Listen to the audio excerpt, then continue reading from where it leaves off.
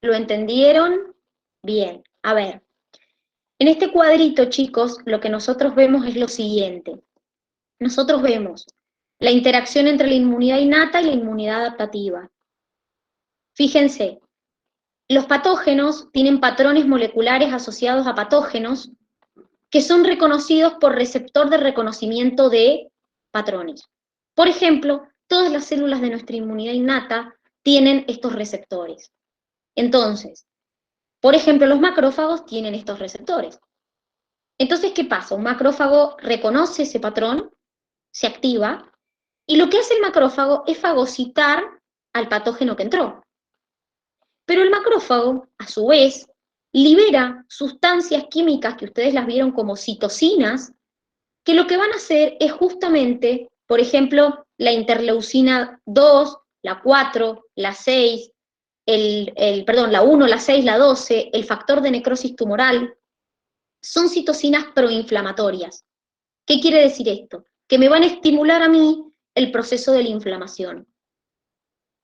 También liberan interleucina 8, que es quimiotáctica, y hace que más células concurran al lugar de la infección. Entonces, ¿qué células van? Y van los neutrófilos, van los linfocitos T, van los monocitos. ¿Se acuerdan a qué inmunidad pertenecían estas interleucinas? ¿A qué tipo de inmunidad vimos que pertenecían? A la innata. Muy bien, ¿a qué componente de la innata? Muy bien, Abril. ¿A qué componente? ¿Celular o humoral? Celular. Humoral. Las citocinas, acuérdense, dentro de la inmunidad adaptativa, vos tenías la innata y la adaptativa. Dentro de la innata, nosotros vimos el componente celular y ahí vimos neutrófilos, eosinófilos, basófilos, células NK, macrófagos, bueno. Y después vimos el componente humoral y ahí vimos sistema de complemento, citocinas, interferones, proteínas hepáticas de fase aguda, todas esas pertenecen al componente humoral de la innata. Entonces, ¿para qué servían las proteínas hepáticas de fase aguda, ya que estamos hablando acá?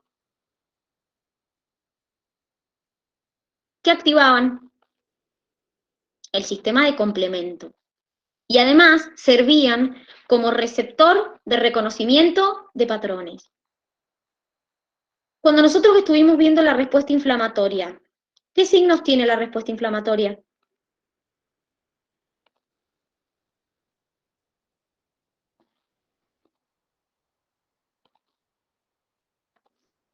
Calor, rubor, dolor y ¿qué más? Se inflama, es decir, edema. Entonces, por ejemplo, yo me corto el dedo o me ponen una vacuna y la región se me pone colorada, se inflama, me duele, la toco y tiene temperatura. Esa respuesta inflamatoria, chicos, era una respuesta local. Pero, a su vez, nosotros hablamos de una respuesta sistémica. La respuesta sistémica que vimos, por ejemplo, fue la fiebre. ¿Qué pasaba con la fiebre? El microorganismo que liberaba, que ejercía efecto sobre los macrófagos o los monocitos. ¿Pirógenos endógenos? El microorganismo libera pirógenos exógenos que ejercen un efecto en el macrófago o los monocitos y liberan a Isibelu. ¿Qué cosa? Pirógenos. Pirógenos endógenos. Muy bien. Y esos pirógenos endógenos ejercían un efecto en el hipotálamo y se producía la fiebre, porque el hipotálamo liberaba prostaglandinas piréticas. O sea que acá también podríamos sacar una flechita como respuesta sistémica y podríamos decir que aparece la fiebre. Por otro lado, mencionamos el sistema de complemento como la inmunidad innata componente humoral. El sistema de complemento era un conjunto de proteínas que yo les conté que se mencionaban con la letra C y un número, C1, C2, C3, C3A, C3B, etc. ¿Y qué les conté yo de eso? Yo les conté que cuando nosotros activamos ese sistema de complemento, las proteínas se activan en cascada. ¿Qué quiere decir esto? Una proteína se activa, me activa a otra, otra activa a otra, otra a otra, y así sucesivamente se van activando las proteínas del complemento. Ahora, este sistema de complemento que ustedes tienen acá se podía activar por dos vías, por una vía alterna y por una vía clásica. La vía alterna pertenecía a la inmunidad innata, era cuando factores del complemento se unían con polisacáridos de la membrana del patógeno y me activaban una proteína C3 que activaba el complemento. La vía alterna, perdón, la vía clásica era cuando se unía el antígeno con anticuerpos producidos por los linfocitos B. Entonces, me activaban la proteína C1 del complemento, se activaba el sistema de complemento. ¿Cuáles eran los beneficios de activar el sistema de complemento? Fíjense que acá tienen hasta las flechitas de qué beneficios produce. ¿Qué beneficios producía activar el sistema de complemento? Citólisis o sino. Muy bien, acá está. Fíjense, ¿cómo hacía la citólisis? Acá está la citólisis. ¿Cómo hacía la citólisis del microorganismo? Le metía líquido y lo hacía explotar. Existía el complejo de ataque de membrana, el CAM, que me llenaba de orificios la membrana de mi microorganismo, entonces mi microorganismo, ¡pum!, se rompía. ¿Qué más hacía el sistema de complemento? Opsonización. ¿Qué significaba opsonizar? Que me aglutinaba a los antígenos para que sean más fáciles de ser fagocitados por ejemplo, los macrófagos. Y por último, me activaba la respuesta inflamatoria. Ahora, todo esto que hemos visto, lo vimos la mayoría en inmunidad innata. ¿Qué pasa? Cuando el linfocito B se activa, dijimos que la vía clásica es cuando se une un anticuerpo con el antígeno, me produce células plasmáticas y células memoria. Esas células memorias quedan meses, años, depende, y esta célula plasmática es la que produce anticuerpos. ¿Qué funciones podían tener estos anticuerpos? También lo vieron. ¿Qué funciones pueden tener los anticuerpos? Unirse al antígeno para que puedan ser mejor fagocitadas. Eso es opsonización, muy bien, o sea que podríamos hasta sacar una flecha así. ¿Qué más? Me activaba el sistema de complemento, o sea que podríamos también sacar otra flecha así. ¿Qué más? ¿Qué otra función podían cumplir los anticuerpos? Depuración antigénica, muy bien, me eliminan el antígeno, usa como si fuera una escobita. ¿Qué más? La neutralización. Muy bien, es decir, se unen al antígeno para que no llegue a unirse con la célula. Muy bien. ¿Qué más? Una más. Citotoxicidad dependiente de anticuerpo. ¿Qué quiere decir esto? Que no era como el sistema de complemento que me eliminaba el microorganismo por citólisis, sino que este anticuerpo se unía a una célula infectada y me estimulaba que las NK vinieran y la atacaran. Porque las natural killer, acuérdense que son asesinas, liberan sustancias citotóxicas para matar la célula infectada. Ojo con esto que el otro día se los aclaré. No es lo mismo matar la célula infectada que eliminar la célula del microorganismo que entró. Entonces fíjense que acá hasta podríamos sacar más flechas con las funciones de los anticuerpos. Podríamos hasta completarlo a esto. Ahora, el linfocito B se puede activar directamente reconociendo un antígeno o con ayuda de un helper, que es lo que estuvimos repasando con los que tuvieron ayer virtual conmigo. Entonces, ¿cómo hacía yo para activar a un helper? El linfocito T helper, para poder activarse, necesita reconocer complejos de histocompatibilidad tipo 2. Esos complejos de histocompatibilidad tipo 2, ¿quién los tiene solamente? ¿Qué células? Las células presentadoras de antígenos.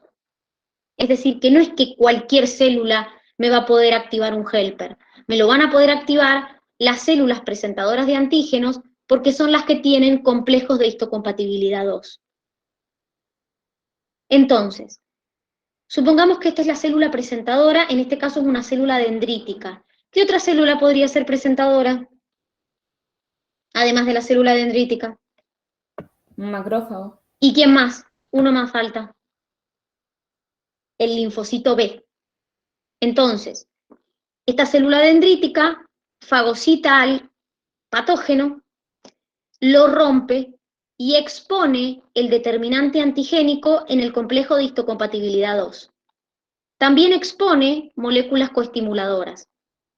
Entonces el helper, con su TCR, reconoce el complejo de histocompatibilidad 2 con el antígeno y con su receptor de moléculas coestimuladoras detecta las moléculas coestimuladoras.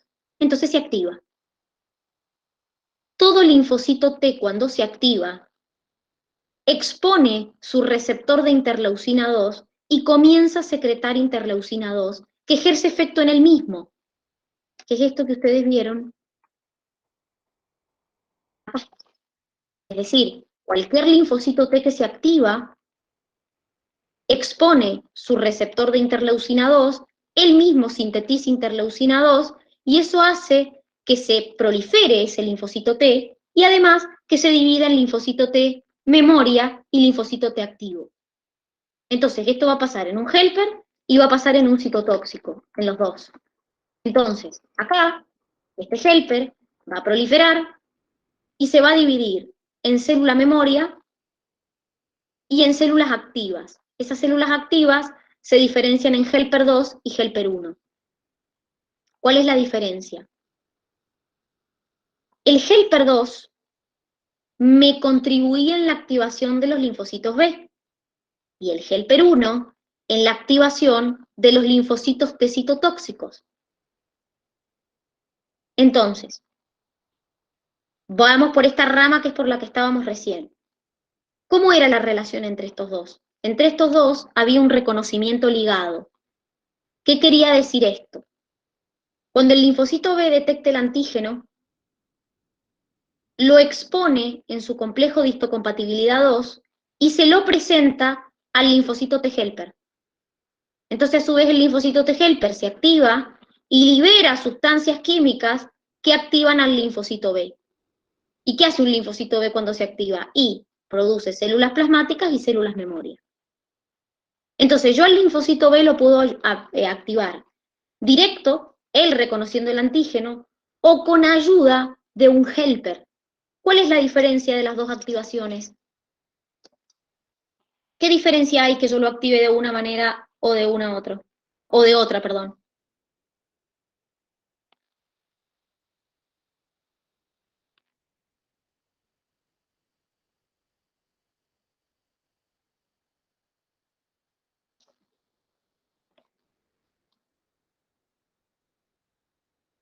Que cuando el linfocito B, chicos, lo activa un helper, la activación es más efectiva y es más duradera. Entonces produce, por ejemplo, anticuerpos más específicos. Entonces conviene activarlo por esta vía que cuando se activa solo. Es más efectivo cuando se activa con ayuda del helper. Por otro lado, el helper 1 me activaba el linfocito T citotóxico, pero además de activarme al citotóxico, me activaba a los macrófagos, liberando un interferón que se llama interferón gamma. Entonces, este linfocito T citotóxico pasa lo mismo que con el B. Yo lo puedo activar directamente reconociendo el antígeno o con ayuda de un helper 1. Entonces, ¿cómo es el linfocito T citotóxico para activarse directamente? Bueno, reconocía complejos de histocompatibilidad 1 con el antígeno expuesto, que recuerden que estos complejos de histocompatibilidad 1 están en una CPA, pero también están en cualquier célula nucleada. Entonces, la CPA expone el complejo de histocompatibilidad 1 con el determinante antigénico, expone las moléculas coestimuladoras. Entonces, el TCR te reconoce el complejo de histocompatibilidad 1 con el antígeno. El receptor de moléculas coestimuladoras te reconoce las moléculas coestimuladoras. Se activa, libera interleucina 2, expone el receptor de interleucina 2 y empieza a proliferar y a diferenciarse en citotóxico activo, citotóxico memoria. ¿Qué hacen los citotóxicos activos? Y liberaban granzimas y perforinas que me mataban, me producían una apoptosis de la célula infectada y de células cancerosas. Fíjense que los NK también atacan células infectadas y células cancerosas. Pero a su vez el citotóxico yo también lo podía activar con ayuda del helper-1 y una célula dendrítica. ¿Cómo era esta relación? Que también la repasamos ayer. El helper-1, cuando se activa, hace que mi CPA, mi célula presentadora, exponga moléculas coestimuladoras para activar al linfocito T citotóxico. Entonces el citotóxico se puede activar directamente o con ayuda de un helper-1. Como les dije, el helper-1 también activa macrófagos mediante la liberación del interferón gamma. Ojo chicos, porque acá, cuando nosotros les pusimos que se activa el macrófago también sirve como célula presentadora. No es solamente la célula dendrítica como célula presentadora. O sea que este macrófago cuando se activa, cuando fagocita este patógeno, también es presentador como este. Es decir, esta misma función que acá está haciendo la célula dendrítica, la hace el macrófago cuando detecta el patógeno y cuando lo fagocita. Lo que pasa es que era sacar flecha para todos lados y ahí va a ser un lío. Pero este macrófago que ustedes tienen acá hace exactamente lo mismo que esta célula dendrítica que tienen acá. Me activa acá, entonces hace que esto se active, que este se active, porque también es una célula presentadora. ¿Alguna duda de esto? ¿Algo que no se haya entendido?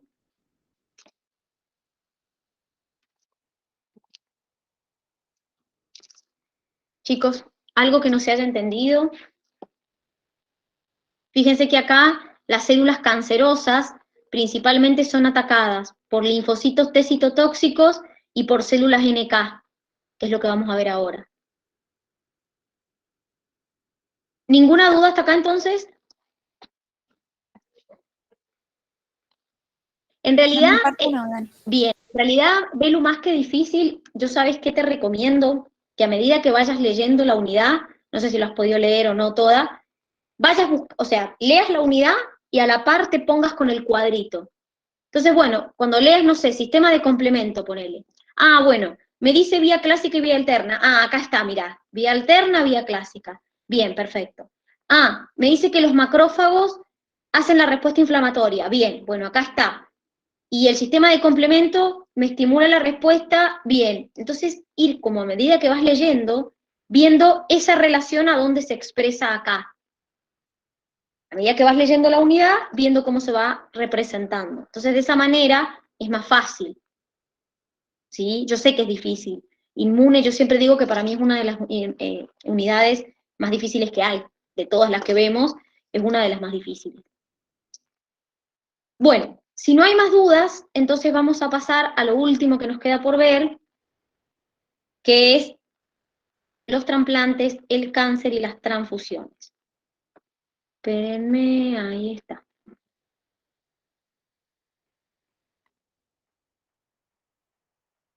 Bien. Entonces, vamos a arrancar primero con el tema del cáncer. El cáncer, chicos, son células tumorales o células cancerosas, presentan en su superficie antígenos que pueden ser proteicos, lipídicos, glucídicos, fetales, que se exponen en su membrana y que las distinguen o las diferencian de las células normales de nuestro cuerpo. Entonces, el sistema inmune, cuando las reconoce como extrañas, las ataca y las elimina. De hecho, se dice que nuestro sistema inmune hace una vigilancia inmunológica, es decir, que va recorriendo el organismo, fijándose si hay alguna alteración, y muchas células cancerosas ni siquiera nosotros supimos que la tuvimos porque el sistema inmune las atacó y las eliminó, antes de que nosotros supiéramos. Pero entonces, ¿por qué hay cáncer? ¿Por qué hay gente que tiene tumores, que tiene cáncer? Bueno, hay gente que tiene tumores y cáncer por dos cosas. O porque el sistema inmune falló, o porque la célula tumoral o cancerosa desarrolló algún mecanismo para no ser reconocida como extraña. Yo a ustedes les dije, miren chicos, lo básico del sistema inmune es poder distinguir lo propio de lo extraño, para atacar lo extraño y no atacar lo propio. De hecho, ustedes vieron, por ejemplo, cuando vimos en los linfocitos T la selección positiva y negativa, en la selección positiva yo probaba que mi complejo de histocompatibilidad, si está fallado, mi linfocito T lo reconozca y lo ataque.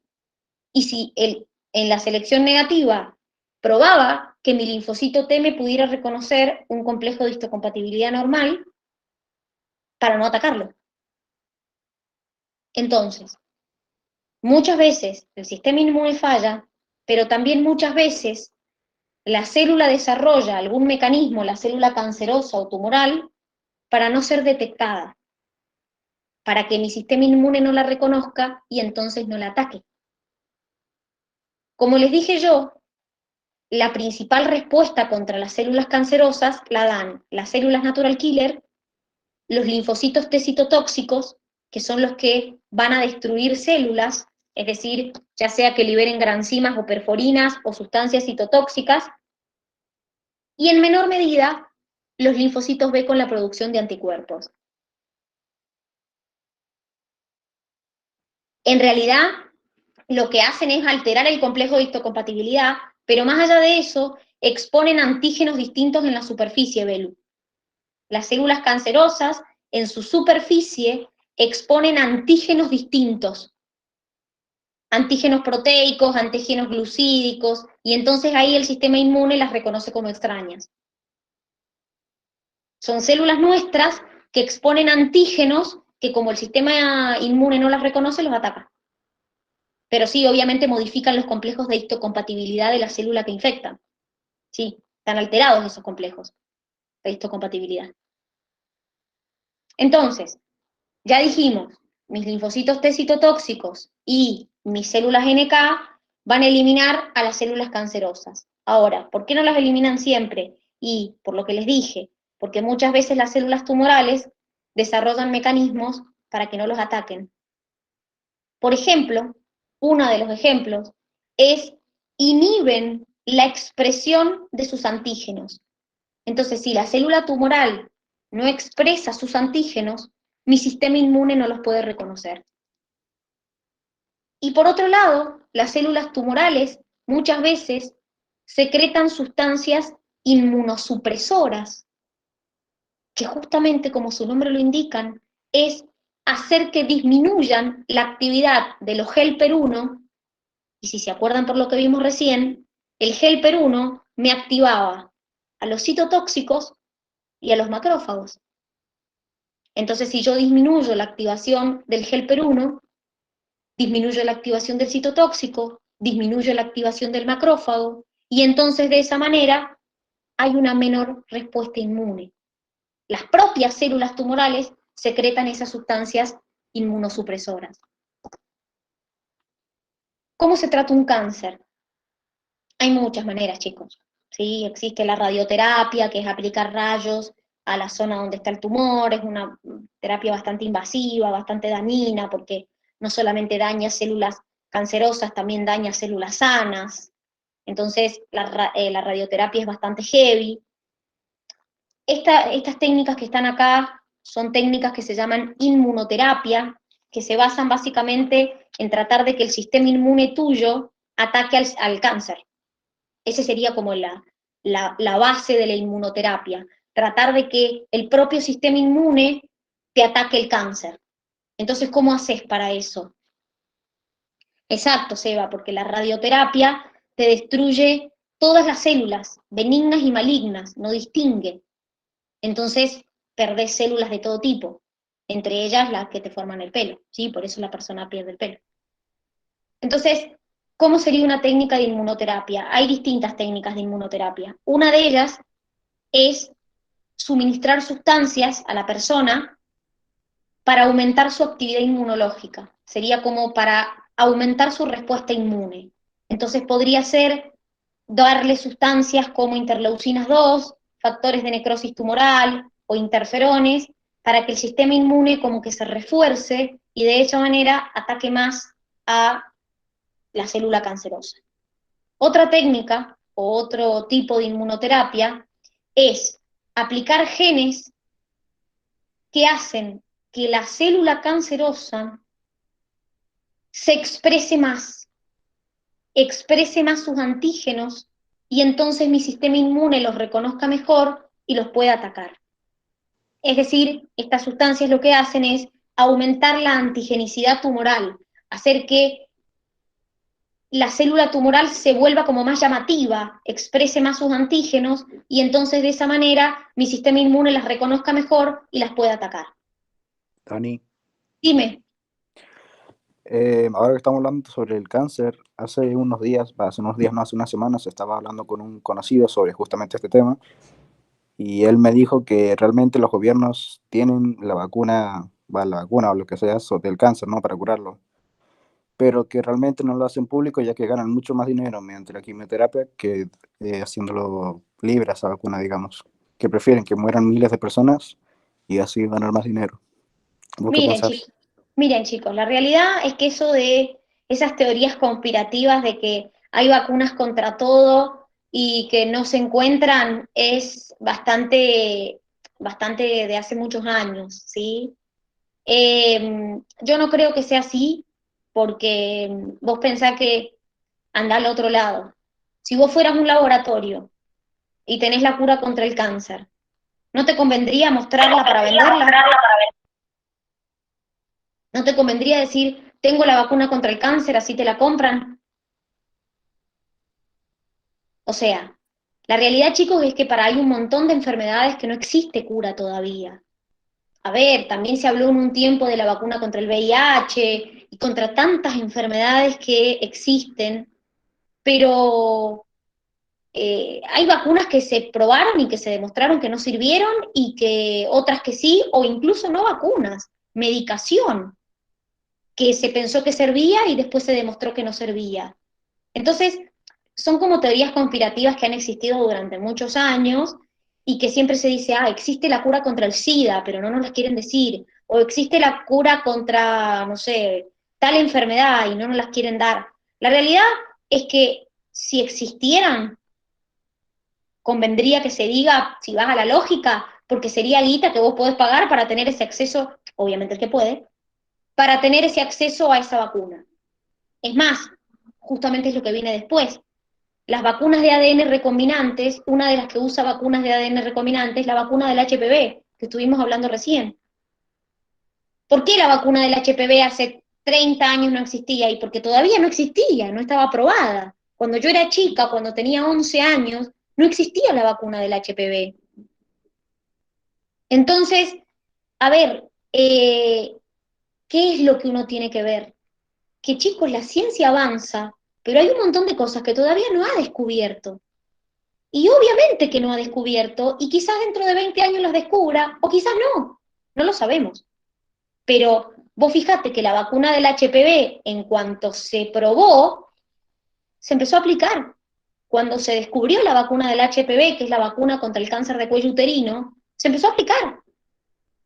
O sea, alguien descubrió la vacuna y empezó a usarse. Y es contra un cáncer justamente, que es el cáncer de cuello uterino en las mujeres. Y de hecho también se le aplica a los hombres. Entonces, son teorías conspirativas, chicos. La mayoría de esas teorías no son así. Belu, me dijiste como las pastillas para dormir, no me acuerdo dónde lo leí que era placebo. No, las pastillas para dormir, si te referís a los ansiolíticos, no son placebos, chicos. Son ansiolíticos. Suprimen el sistema nervioso. Entonces, como vos suprimís tu sistema nervioso, te dormís. ¿Sí? Eso es lo que hacen las pastillas para dormir. No son placebos. Chicos, ojo con el tema de los placebos, porque, bueno, ya lo estuvimos hablando antes. Cuando a una persona le dan una medicación, es medicación. ¿Saben qué es un placebo? No sé si alguna toma anticonceptivos, pero vieron que uno en el anticonceptivo tiene 3 filas coloreadas y una fila blanca, por ejemplo. La última fila, que es cuando la mujer debería menstruar, eso es un placebo. Eso sí es un placebo. Es decir, la mujer ahí no está tomando droga, sino que en esa semana toma esa pastilla, que en realidad no tiene droga, para no olvidarse después que tiene que volver a arrancar.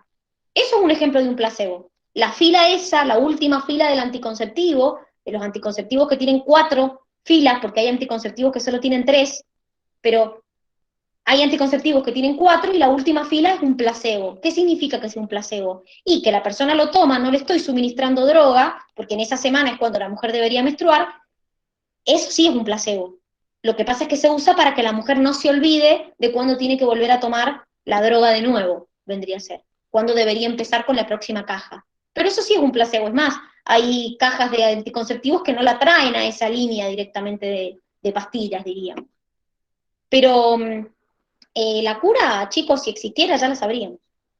De hecho, cuando se supo que existía una vacuna para prevenir un cáncer como el HPV, se supo, se produjo la vacuna y se empezó a vacunar.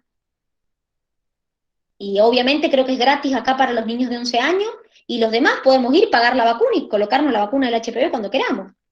Y en este caso es una vacuna que está previniendo un cáncer.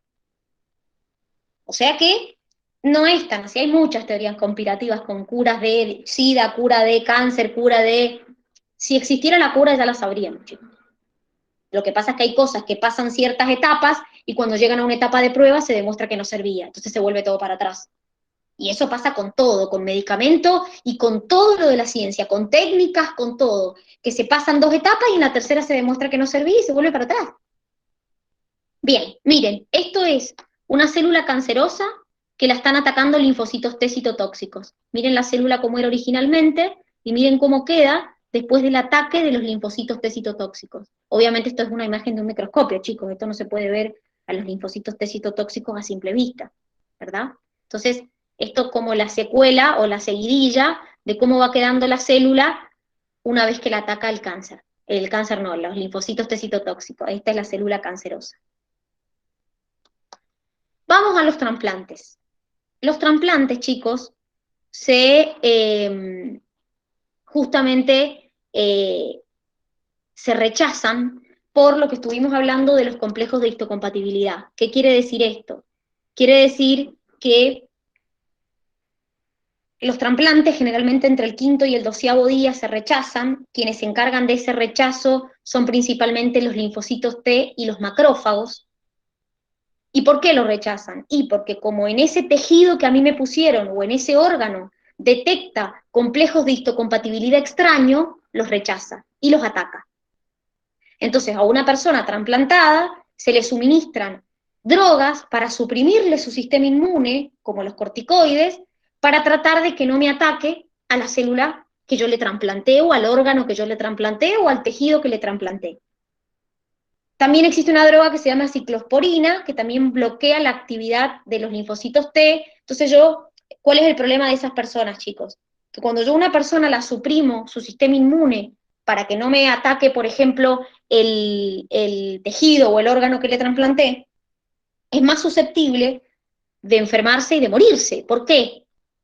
Y porque su sistema inmune en general está suprimido. Entonces, si está suprimido, esa persona, genial, no me va a atacar el órgano que les trasplanté, pero cualquier virus, cualquier bacteria que quiera ingresar, no va a tener con qué defenderse.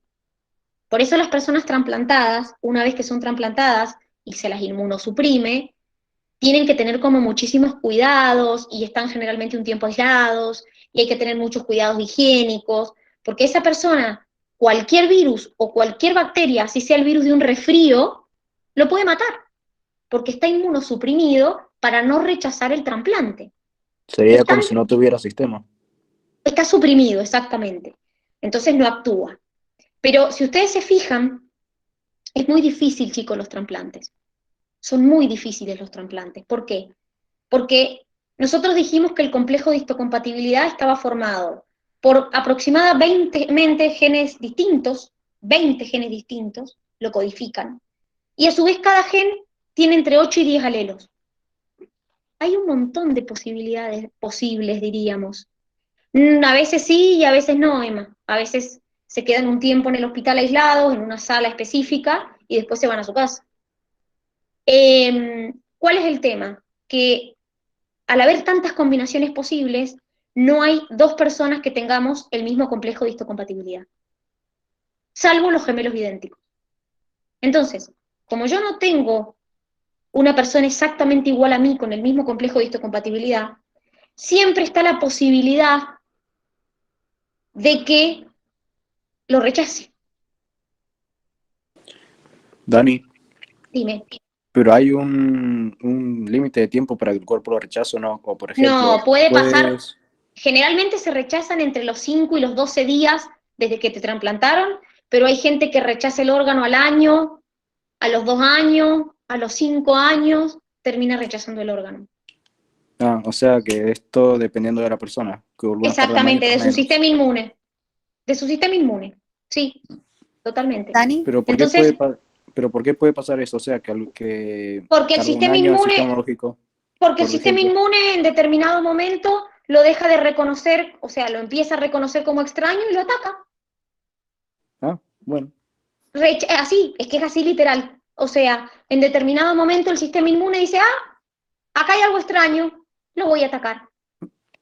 está bien. Literal, ¿me entendés? Es así. Por eso las personas muchas veces están inmunosuprimidas bastante tiempo. No es que los inmunosuprimo una semana y ya está. Es más, hay personas que están inmunosuprimidas muchos años para ¿Puede no ser de por rechazarlo. vida o Sí, no? sí, totalmente. ¿Qué significa rechazar? Que las empieza a atacar a las células de ese órgano, los linfocitos T citotóxicos los empiezan a atacar.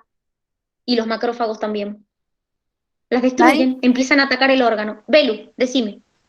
¿y pasaría lo mismo cuando, por ejemplo, en vez de un trasplante de un órgano se ponga, no sé, una placa de metal o de... Sí, total, sí, sí, tal cual, Pero sí. en el caso que sea una placa de metal, ¿qué pasaría en tu Porque cuerpo? O sea, sí, tu sistema lo va a atacar, pero a y diferencia de un ataca, órgano, inflama la zona, se infecta, se empieza a gangrena? inflamar la zona. Sí, se puede, sí, sí, sí, sí, sí, totalmente. Muchas veces se usan placas o se usan cosas que son difíciles de rechazar, pero puede pasar que se rechace una placa, que se rechace, bueno, en una columna, en una cadera, en lo que sea, sí, sí. No es tan probable como un órgano o un tejido, pero sí puede pasar que se rechace. Chicos, por ¿Y pasa eso, lo por mismo con la ejemplo, sangre? ahora lo vamos a ver a lo de la sangre. Por ejemplo, a las personas que hay que hacerle, eso iba a hablar Seba, justamente iba a hablar de los injertos. Los injertos, generalmente, por ejemplo, si una persona tiene una lesión en la cara, se saca piel de una pierna y se hace el injerto. ¿Por qué? Porque si yo le pongo tejido de otra persona, lo va a rechazar igual, porque las células epiteliales tienen el complejo y lo va a rechazar. Por más que tenga el mismo grupo sanguíneo. Sí, no tiene nada que ver el grupo sanguíneo, Belu, tiene que ver el complejo de histocompatibilidad de la célula. Eso es lo o que sea que sí determina o que sí vos lo tiene que ser de la rechaces. misma, o sea que sí o sí tiene que ser de la misma persona la piel. Por eso se usan de la misma persona, exactamente. Se sacan, ponele, del muslo y se colocan en donde se necesita. Y en el caso de que no tenga piel en buen estado, digamos que se haya quemado por completo, pero siga con vida, va a quedar así, no se le puede hacer nada, ningún Y a injerto. veces no se le puede hacer nada y hoy vienen tecnologías que se aplican como algunos polímeros que reemplazan la piel, que son como polímeros como si fueran de plástico, para que se den una idea, son tejidos muy similares a la piel, pero que son polímeros, que no son piel.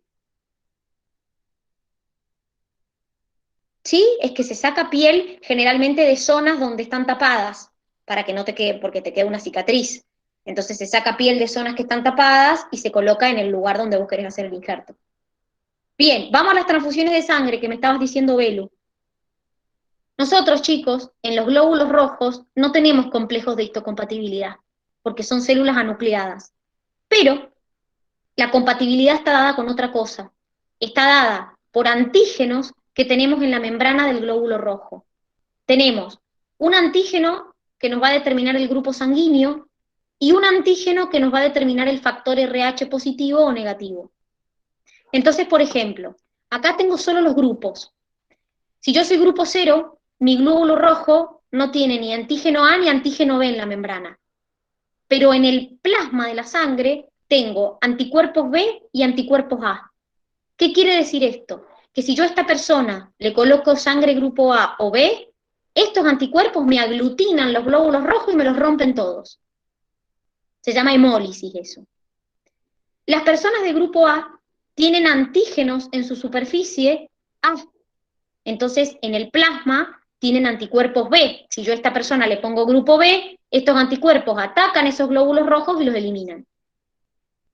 Las personas B, en su membrana, tienen antígenos B. Entonces, en el plasma tienen anticuerpos A. Yo le pongo sangre A, estos anticuerpos atacan los glóbulos rojos A, chao, se murieron los glóbulos rojos. Excepto el AB, la sangre AB, que en el glóbulo rojo tienen antígenos A y antígenos B, y en el plasma no tienen ningún anticuerpo. Entonces, como no tienen ningún anticuerpo, les puedo poner sangre A, sangre B, sangre 0, y te aceptan todo. Son receptores universales, porque no tienen ningún anticuerpo en su plasma que ataque a los glóbulos rojos. Dani, Dime. ¿podrías volver a repetir que justo me llamaron y no escuché nada? Lo que te cambia son los antígenos que tenés en la membrana del glóbulo rojo. Si vos sos A, tenés antígenos A en tu membrana. Si sos B, tenés antígenos B. Si sos AB, tenés antígenos A y B. Y si te sos 0, no tenés ningún antígeno en la membrana del glóbulo rojo. Y en el plasma tenés anticuerpos. Entonces, si sos A, tenés anticuerpos B en el plasma. Porque si yo te pongo sangre B, estos anticuerpos atacan los glóbulos rojos y los rompen. Si sos B, tenés anticuerpos A en el plasma.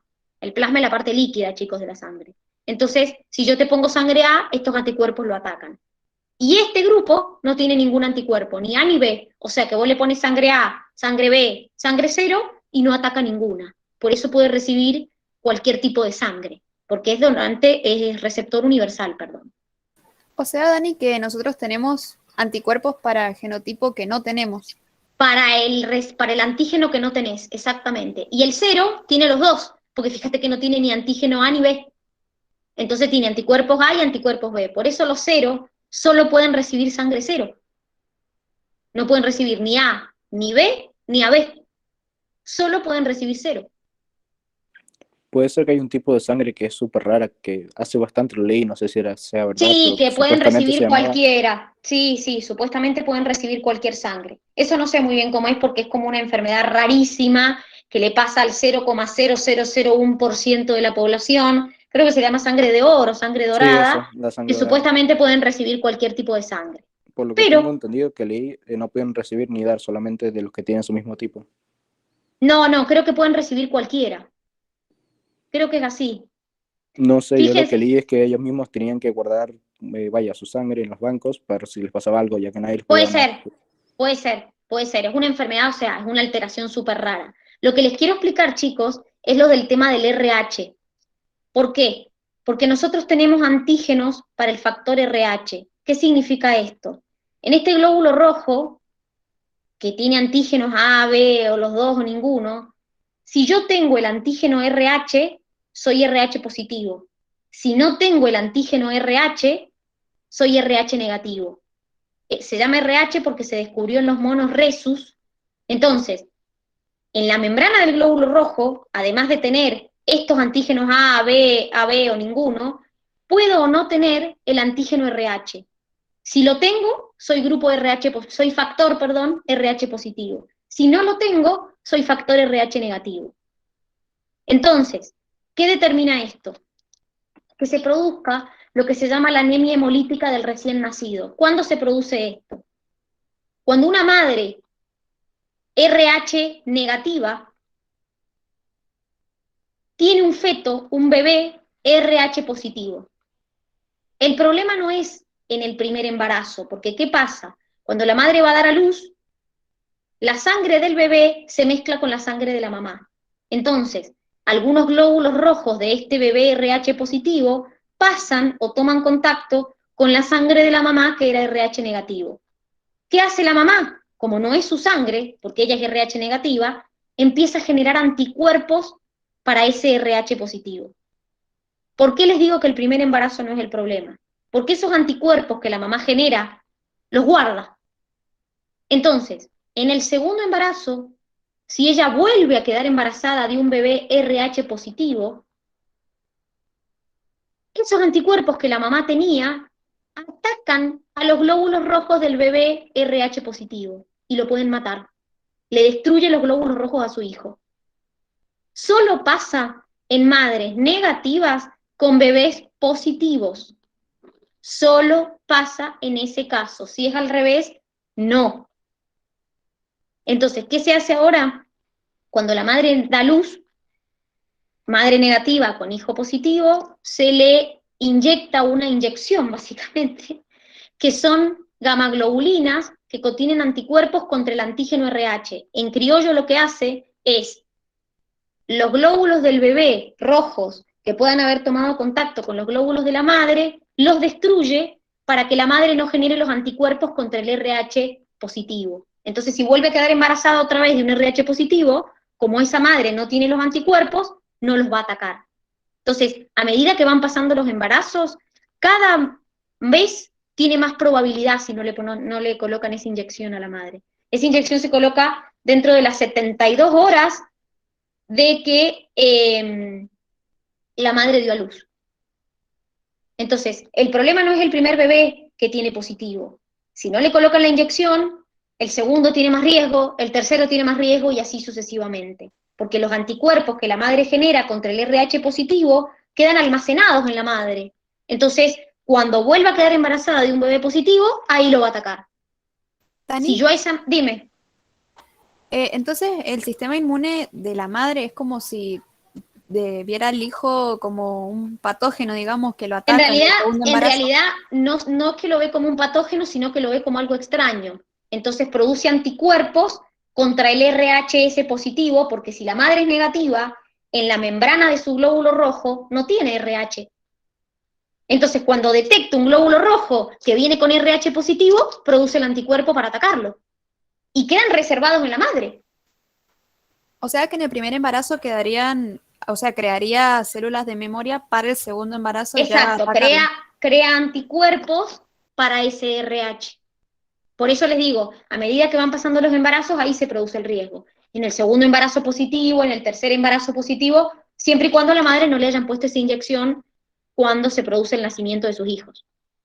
Siempre es madre negativa, hijo positivo. Siempre así, nunca al revés. Nunca una madre positiva y un hijo negativo. Eso no. Siempre es madre negativa, hijo positivo. ¿Esto es algo común? O sea, que pasa más de ¿Sí? lo que se parece. Todas las madres que son negativas y tienen hijos positivos. ¿Mm? Una mujer que es RH negativa, si se cruza con un hombre RH positivo, puede generar un bebé RH positivo. Entonces, cuando esa mujer dé a luz, dentro de las 72 horas le tienen que colocar esa inyección para que no genere los anticuerpos anti-RH, vendría a ser.